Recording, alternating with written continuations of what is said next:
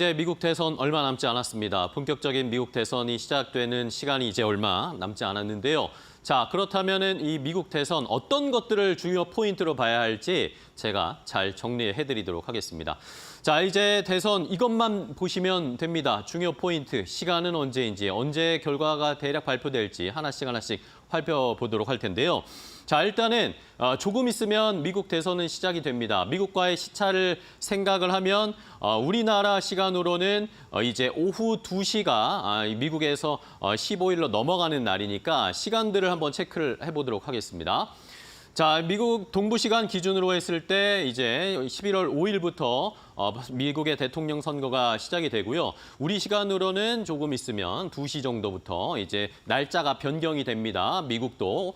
그리고 나서 내일 오후 3시 정도까지 투표가 이어집니다. 미국의 땅이 굉장히 넓잖아요. 동부부터 해서 쫙 선거가 시간 순서대로 이어지고 서부 쪽에서 이제 캘리포니아도 마감이 되고 알래스카, 하와이까지 모두 투표가 마감이 되려면 내일 오후 3시가 됩니다. 자, 그런 다음에 그러면 이제 투표가 마감이 되면 출구조사 결과가 나오겠죠. 출구조사 결과는 미국에는 여러 주가 있지 않습니까?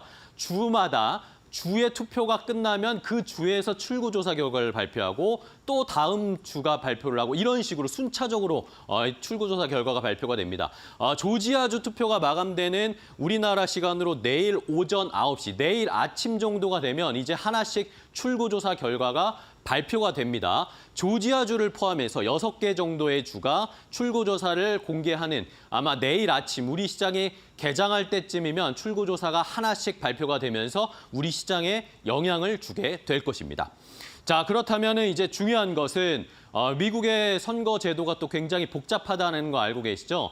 이런 상황이기 때문에 우리가 어떤 것을 주목해야 할지 잘 봐야 됩니다. 자, 이렇게 많은 주가 있습니다. 이 주에서 중요한 것은 우리나라처럼 지지율에 따라서 대통령이 결정되는 것이 아닙니다. 미국은 간접투표, 연방제이기 때문에 이 주마다 어떤 후보를 지지할 것인가, 그러니까 우리 주는 누구를 지지할 것인가가 중요한 포인트가 됩니다. 예를 들면 텍사스에는 선거인단이 40명이 있는데 텍사스에서 만약에 가정하는 겁니다. 51대 49로 트럼프 전 대통령이 승리했다라고 하면 이 40표가 전부 다 트럼프에게 가는 겁니다. 이런 식으로 전부 538명의 선거인단이 있는데 이 중에서 과반인 270을 획득을 해야 결국에는 대통령이 확정이 되는 것입니다. 270표를 넘기게 되면 대통령이 당선이 되는 것이죠. 269대 269가 나올 수도 있습니다. 동점이 나올 수도 있는데 이렇게 되면 하원에서 결국엔 최종 투표를 내서 대통령을 결정하게 되는 겁니다. 자, 이렇게 동부 지역부터 쫙 해서 서부 지역까지 선거가 마무리되면 아마 내일 오전 9시 정도면 출구조사 결과, 그중에서도 조지아, 굉장히 치열한 경합주라고 일컬어지는 조지아주부터 선거 결과, 투표 결과, 사전 투표 결과가 나올 것입니다. 자, 그렇게 된다면 더 중요한 것은 무엇이냐?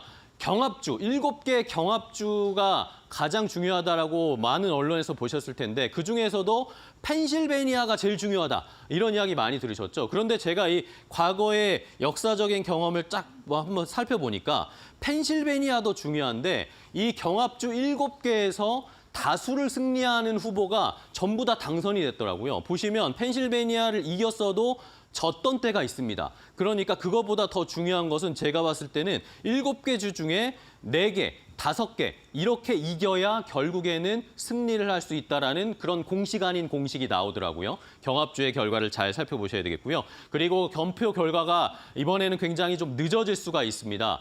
이번에 사전투표, 우편투표가 거의 미국의 국민 8천만 명이 참여했답니다. 그런데 어쨌든 선거가 투표가 끝이 나야 이것을 개봉을 하는데 8천만 표를 검표하는 것도 시간이 걸릴 것이고 그리고 초박빙 경합주에서도 승부를 재검표하는 논란이 워낙 많으니까 이번에는 예를 들면 미시간주 같은 경우에는 표차가 0.5%포인트 이내면 다시 재검표를 하는 그런 요청이 있을 수 있답니다. 그러니까 이 조지아주도 그렇고 위스콘신도 그렇고 개표를 하고 나서 집계를 했는데 오차가 생기면 또 다시 재검표를 할 수 있는 가능성이 생기기 때문에 이러면서 시간이 점점 늦춰질 수 있다.